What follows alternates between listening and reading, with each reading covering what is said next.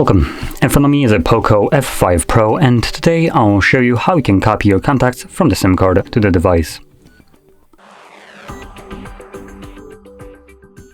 So to get started, you will need to open up the standalone contacts application.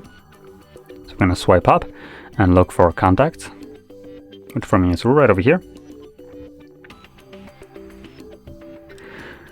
Once it's open, simply navigate to Fix and Manage at the bottom, and then select Import from SIM, which will then show you all the contacts that are located on the SIM card.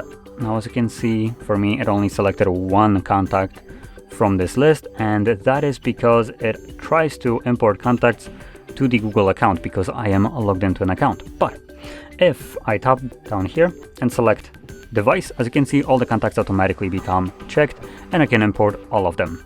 So what happens is the phone is just stopping me from duplicating the contacts because all of them were already on this Google account. You can obviously deselect contacts yourself if you don't want all of them, and from there select Import. It asks us this dumb question if we want to keep or remove SIM contacts.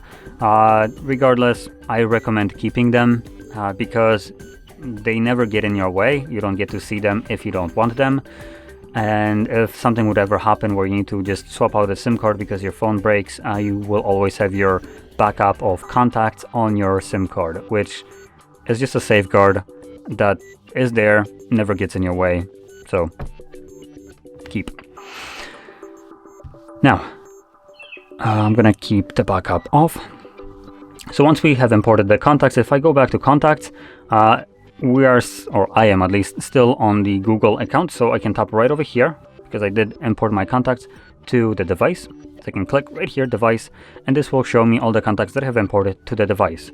Obviously, I can also select the SIM card or go back to the Google account, which has all these contacts anyway. So there we go. So if you found this very helpful, don't forget to hit like, subscribe, and thanks for watching.